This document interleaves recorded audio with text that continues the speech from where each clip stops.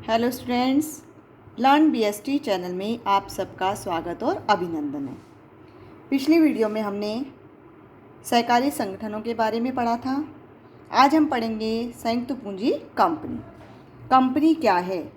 कुछ लोगों का ऐसा संघ जिसका गठन किसी भी व्यवसाय को चलाने के लिए किया जाता है और जिसका अपने सदस्यों से हटकर वैधानिक अस्तित्व होता है। कंपनी संगठन कंपनी अधिनियम 1956 में जो नियम दिए गए हैं उनके द्वारा संचालित की जाती है। कंपनी भी एक व्यक्ति है, लेकिन किस प्रकार का? कृत्रिम व्यक्ति। अर्थात कंपनी एक कृत्रिम व्यक्तित्व वाली संस्था है जिसका अलग से एक वैधानिक अस्तित्व, शाश्वत उत्तराधिकार और सार्वमुद्रण है। सार्वमुद्रण यानी सील, कंपनी की जो सील होती है उसको सार्वमुद्रण के नाम से जाना जाता है।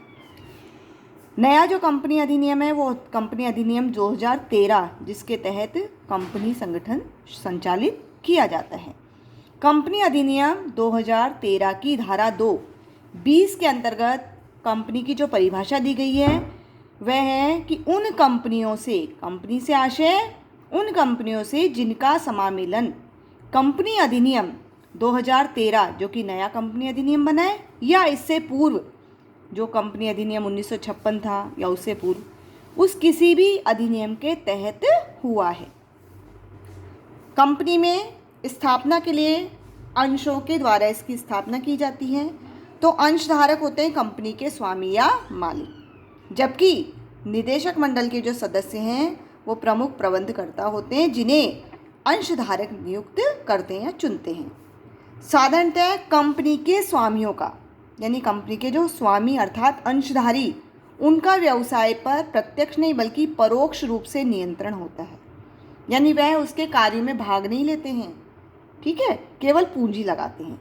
तो कंपनी के पूंजी को छोटे छोटे भागों में विभक्त किया जाता है और ये छोटे छोटे भाग क्या कहलाते हैं? अंश या शेयर। तो क्वेश्चन आता है अंश या शेयर कैसे कहते हैं?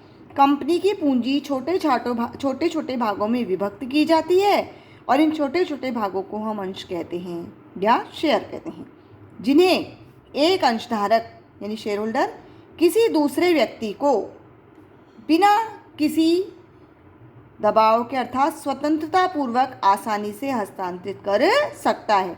लेकिन यह केवल सार्वजनिक कंपनी में किया जा सकता है, निजी कंपनी में नहीं। अब इसके लक्षण या विशेषताएं। सबसे पहला है कृत्रिम व्यक्ति। क्योंकि इसका जन्म किससे हुआ है? कानून के द्वारा, यानी आर्टिफिशियल है। एक व्यक्ति के समान काम करती है इसलिए व्यक्ति। तो कंपनी की रचना हुई है कानून के द्वारा और इसका अपने सदस्यों से अलग स्वतंत्र अस्तित्व होता है। एक प्राकृतिक व्यक्ति के समान ही सभी काम करती है, यानी अपने नाम से संपत्ति खरीद सकती है, ऋण ले सकती है, ऋण दे भी सकती है, अनुबंध कर सकती है, दूसरों पर मुकदमा भी किया जा सकता है और दूसरे भी इस पर क्या कर सकते हैं? मुकदमा कर सकते हैं। लेकिन व्यक्तियों के समान सांस नहीं ले सकती, खा नहीं सकती, दौड़ नहीं सकती, बात नहीं कर सकती, इसलिए हम इसको क्या कहते हैं? कृत्रिम व्यक्ति। नेक्स्ट है पृथक वैधानिक अस्तित्व। समामेलन के दिन से ही कंपनी को एक अलग पहचान मिल जाती है जो इसके सदस्यों से पृथक यानी अलग होती है। अर्थात वह अपने नाम से संपत्ति भी खरीद सकती है, किसी पर दावा भी कर सकती है, ठीक है। इसकी परिसंपत्तियां और इसकी देयताएं इसके स्वामियों की परिसंपत्तियों और देयताओं से अलग होती है, क्योंकि इसके जो स्वामी अर्थात अंशधारी होते हैं उनका दायित्व सीमित होता है, जबकि कंपनी का दायित्व क्या हो जाता है? असीमित। कानून व्यवसाय और इसके स्वामियों को एक नहीं मानता, यानी व्यवसाय अलग है और इसके स्वामी भी अलग है, लीगली दोनों एक नहीं है। नेक्स्ट है स्थापना। कंपनी की स्थापना अधिक समय लेने वाली है और इसके अंदर स्थापना के लिए जो खर्च है वो भी ज़्यादा है और इसकी जो प्रक्रिया है वो भी जटिल है, क्योंकि बहुत सारे डॉक्यूमेंट्स तैयार करने होते हैं, कानूनी प्रक्रियाएं भी पूरी करनी होती है। इसके कार्य आरंभ से पहले कई प्रलेख तैयार किए जाते हैं, विभिन्न डॉक्यूमेंट्स भी इनके लिए तैयार किए जाते हैं। इसकी स्थापना के पहले कई कानूनी आवश्यकताओं का भी पालन करना होता है और कंपनियों का जो समामेलन होता है वो कंपनी अधिनियम 2013 के अंतर्गत या फिर किसी पूर्व कंपनी अधिनियम में होना अनिवार्य है। सभी कंपनियां जिनका समामेलन कंपनी अधिनियम 1956 या इससे पूर्व के कंपनी अधिनियम के अंतर्गत हुआ है उन्हें किसी भी कंपनियों की सूची में सम्मिलित किया जाएगा। नेक्स्ट है शाश्वत उत्तराधिकार। कंपनी की रचना चूंकि किसके द्वारा होती है? कानून के द्वारा, और कानून ही इसका क्या कर सकता है? समापन। इसके अस्तित्व का अंत केवल तभी होता है जब इसको बंद करने की प्रक्रिया, जिसे समापन कहते हैं, वो पूरी हो जाए। यानी बंद करने की पूरी प्रक्रिया पूर्ण करनी होगी, तभी इसे समाप्त किया जा सकता है। सदस्यों का आने और जाने पर इसका कोई प्रभाव नहीं पड़ता कंपनी के व्यवसाय पर, यानी इसका अस्तित्व तो बना ही रहता है। नेक्स्ट है नियंत्रण। कंपनी के मामलों का प्रबंध और नियंत्रण करते हैं निदेशक मंडल के द्वारा, और निदेशक मंडल के सदस्यों को कौन चुनता है? अंशधारक, इसके स्वामी। जो कंपनी के व्यवसाय अर्थात निदेशक मंडल कंपनी के व्यवसाय को चलाने के लिए उच्च अधिकारियों की नियुक्ति करता है। निदेशकों की स्थिति अत्यधिक महत्वपूर्ण होती है। क्यों? क्योंकि कंपनी के कार्यों के लिए वे अंशधारकों के प्रति सीधे उत्तरदायी होते हैं, क्योंकि अंशधारक किसी प्रकार का कार्य नहीं करते, वो तो केवल पूंजी ही लगाते हैं। अंशधारक व्यवसाय के प्रतिदिन के संचालन में, दिन प्रतिदिन के संचालन में उनको भाग लेने का अधिकार नहीं होता। नेक्स्ट, दायित्व या रेस्पॉन्सिबिलिटी, लायबिलिटी। हानि होने की स्थिति में, यानी अगर कंपनी को किसी भी प्रकार की हानि हो जाती है तो ऐसी स्थिति में सदस्यों का दायित्व केवल उनके द्वारा कंपनी में लगाई गई पूंजी तक ही सीमित होता है। अर्थात जितनी धनराशि के उन्होंने अंश खरीदे ना, उन अंशों की राशि तक ही वो दायित्वों को क्या करते हैं? वहन। लेनदार अपने दावों का निवारण करने के लिए केवल कंपनी की परिसंपत्तियों का ही क्या कर सकते हैं? उपयोग, क्योंकि ऋण का भार कंपनी पर है, ना कि इसके सदस्यों पर। सदस्यों से हानि में योगदान के लिए केवल उनके हिस्से की अदत्त राशि अर्थात जो ड्यू अमाउंट है केवल वही प्राप्त की जा सकती है। अगर अंशधारी ने अपने अंशों का संपूर्ण मूल्य कंपनी को चुका दिया है तो ऐसे स्थिति में अंशधारी किसी प्रकार का अन्य धनराशि नहीं चुकाएंगे। नेक्स्ट है सार्वमुद्रण। कंपनी चूंकि कृत्रिम व्यक्ति है और कृत्रिम व्यक्ति होने के कारण क्या वो साइन कर सकती है? क्या नहीं, यानी वो हस्ताक्षर नहीं कर सकती। इसलिए प्रत्येक कंपनी को एक सार्वमुद्रा का प्रयोग करना आवश्यक है, यानी कंपनी की एक सील बनती है। किसी भी प्रलेख पर जब कंपनी की सील लग जाती है तो सील लगने के पश्चात कंपनी के उच्च अधिकारियों द्वारा उस सील के ऊपर क्या कर दिए जाते हैं? साइन, तभी वह मान्य होता है, क्योंकि कोई व्यक्ति विशेष नहीं है कंपनी जो हस्ताक्षर कर सके। एक सार्वमुद्रा का प्रयोग आवश्यक है जो कि अधिकारित रूप से कंपनी के लिए हस्ताक्षर करती है। कोई भी दस्तावेज यदि उस पर कंपनी की सार्वमुद्रा नहीं है तो कंपनी उसके लिए बाध्य नहीं होगी। यानी अगर मान लो कोई ऋण भी लिया गया है और कोई प्रलेख है जिस पर कंपनी की मुद्रा सार्वमुद्रा अंकित नहीं है, ऐसे में उस ऋण को भुगतान की उत्तरदायी कंपनी नहीं है। नेक्स्ट है जोखिम उठाना।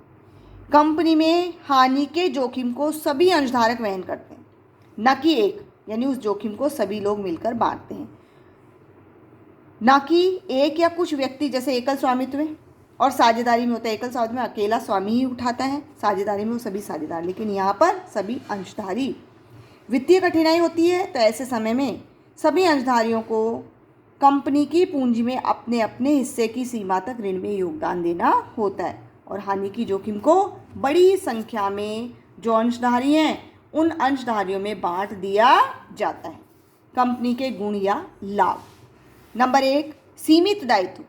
अंशधारक अपने अंशों की अदत्त राशि की सीमा तक ही उत्तरदायी हैं और शेष ऋणों का निपटारा किससे किया जाएगा? कंपनी के परिसंपत्तियों के लिए उसी से किया जाएगा। तो स्वामी की निजी संपत्ति पर किसी प्रकार का कोई जोखिम नहीं है, ना ही कोई प्रभार है।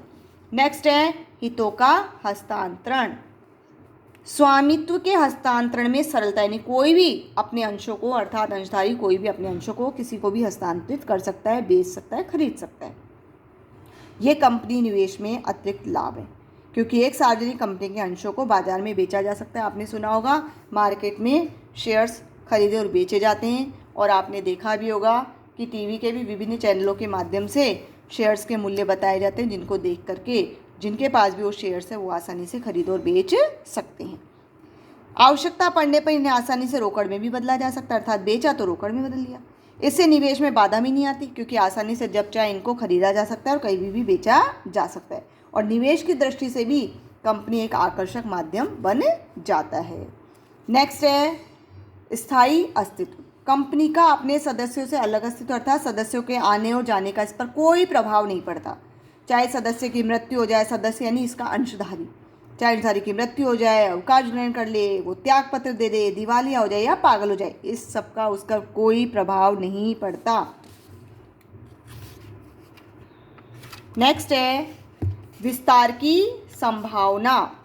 संगठन के एकल स्वामित्व और साझेदारों में साझेदारी व्यवसाय में जो अगर तुलना की जाती है तो इन सब की तुलना में कंपनी के पास वित्त के स्रोत अधिक मात्रा में होते हैं, क्योंकि एक कंपनी जनता से धन की व्यवस्था के साथ साथ बैंक से और वित्तीय संस्थाओं से ऋण भी ले सकती है, तो सोर्सेज भी अधिक है, इसलिए वो अपने व्यवसाय का विस्तार भी अधिक कर सकती है। निवेशक का शेयर में पूंजी लगाने की ओर झुकाव रहता है, क्योंकि इसमें इसका दायित्व रहता है सीमित, स्वामित्व का हस्तांतरण भी आसान होता है और अधिक लाभ प्राप्त करने की संभावना भी बनी रहती है। नेक्स्ट है पेशेवर प्रबंध। कंपनी विशेषज्ञों और पेशेवर लोगों को ऊंचा वेतन देने में सक्षम होती है, इसीलिए वह विभिन्न क्षेत्रों में निपुण व्यक्तियों को नियुक्त भी कर सकती है। इसके प्रचालन के पैमाने के विस्तृत होने के कारण कार्य विभाजन हो जाता है और प्रत्येक विभाग का कार्य कौन करता है? विशेष व्यक्ति करता है, और इसका मुखिया एक निपुण होता है प्रबंधक। इससे कंपनी के निर्णय भी संतुलित लिए जाते हैं और कुशलतापूर्वक इसको चलाया जा सकता है। अब है कंपनी की सीमाएं या दोष। सबसे पहले निर्माण में जटिल। हम सब जानते हैं कि इसका निर्माण कानून द्वारा होता है, जिसमें अधिक समय लगता है, अधिक प्रयत्न करने पड़ते हैं और कानूनी औपचारिकताएं भी अधिक करनी पड़ती है, इसीलिए इसके निर्माण करना क्या है? जटिल और कठिन। एकल व्यापारी और साझेदारी की तुलना में कंपनी का निर्माण जटिल और कठिन है। नेक्स्ट है गोपनीयता की कमी। कंपनी अधिनियम के अनुसार एक सार्वजनिक कंपनी को समय समय पर कंपनी रजिस्ट्रार के कार्यालय में अपने अनेक सूचनाएं देनी होती है। ये सभी सूचनाएं जनसाधारण को भी प्राप्त होती है, क्योंकि जनसाधारण इसमें पैसा लगाता है तो उन्हें भी उपलब्ध होती है। परिणाम स्वरूप गोपनीयता रखना क्या हो जाता है? कठिन। नेक्स्ट है अवैयक्तिक कार्य वातावरण। स्वामित्व और प्रबंधन दोनों अलग अलग है, क्योंकि जो इसके स्वामी हैं वो कार्य नहीं करते, केवल प्रबंधन, तो दोनों अलग अलग होने से एक ऐसा वातावरण बन जाता है जिससे कंपनी के अधिकारीगण न तो प्रयत्न करते हैं और न ही व्यक्तिगत से रूप से रुचि लेते हैं, क्योंकि उनको तो पैसे से मतलब है, और पैसा कौन लगा रहा है? स्वामी, और स्वामी उसके कार्यों को कर भी नहीं सकते। कंपनी का चूंकि आकार बड़ा होता है, जिसके कारण स्वामी और उच्च प्रबंधकों के लिए कर्मचारी, ग्राहक और लेनदारों से व्यक्तिगत रूप से मिलना भी संभव नहीं होता। नेक्स्ट है अनेकानेक नियम। कंपनी के कार्य संचालन के संबंध में बहुत सारे कानूनी नियम हैं और इन कानूनी नियमों के कारण ही बाध्यताएं भी है। कंपनी पर अंकेक्षण करवाने का, वोट देने का, प्रविवरण पत्र जमा कराने का, विवरण जमा कराने का, प्रलेख तैयार करने के संबंध में भी अनेक प्रतिबंध हैं। इसे registrar, SEBI, company law board जैसी अनेक संस्थाओं से विभिन्न प्रमाण पत्र भी लेने होते हैं। इससे कंपनी के प्रचालन की स्वतंत्रता भी क्या हो जाती है? कम। नेक्स्ट है निर्णय में देरी। कंपनी का प्रबंध लोकतांत्रिक ढंग से कौन करता है? निदेशक मंडल के सदस्य, जिसके बाद प्रबंध के विभिन्न स्तर, उच्च, मध्य और निम्न स्तर के प्रबंध आते हैं और विभिन्न प्रस्तावों के संप्रेषण और अनुमोदन की प्रक्रिया भी लंबी होती है, जिसके कारण निर्णय लेने में भी देर हो जाती है और निर्णय लेने के बाद उनको क्रियान्वित करने में भी समय लग जाता है। नेक्स्ट है अकल्पनीय प्रबंध। सिद्धांत है कंपनी एक लोकतांत्रिक संस्था है जिसमें निदेशक मंडल स्वामियों यानी कि अंशधारकों के क्या होते हैं? प्रतिनिधि। परंतु व्यवहार में अधिकांश बड़े आकार के संगठनों में, जिनमें बहुत अधिक मात्रा में अंशधारी होते हैं, स्वामियों का कंपनी के नियंत्रण, उसके संचालन में हाथ बहुत ही कम होता है, क्योंकि अंशधारी जो होते हैं पूरे देश में फैले होते हैं और उनका बहुत कम प्रतिशत साधारण सभा में उपस्थित होता है। परिणाम स्वरूप निदेशक मंडल को अपने अधिकारों को प्रयोग करने की पूरी आज़ादी मिल जाती है और कई बार तो अंशधारकों के हितों पर इसका विपरीत प्रभाव भी पड़ जाता है। नेक्स्ट है हितों का टकराव। कंपनी के विभिन्न अंशधारकों के हितों में टकराव हो सकता है, जैसे कर्मचारियों की रुचि क्या होती है? उचित ऊंचा वेतन लेना। उपभोक्ता चाहता है कि मुझे कम मूल्य पर वस्तु प्राप्त हो, अच्छी वस्तु कम मूल्य पर प्राप्त हो।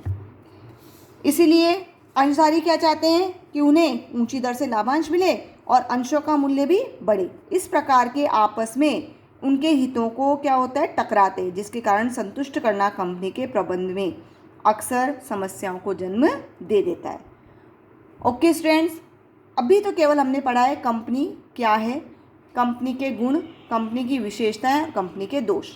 नेक्स्ट वीडियो में हम पढ़ेंगे कंपनियों के प्रकार। तब तक इस वीडियो को अच्छे से देखिए, समझिए, चैप्टर से भी पढ़िए और साथ ही साथ अगर हमारी वीडियो पसंद आती है तो प्लीज़ इसे सब्सक्राइब करना ना भूलें। Thank you.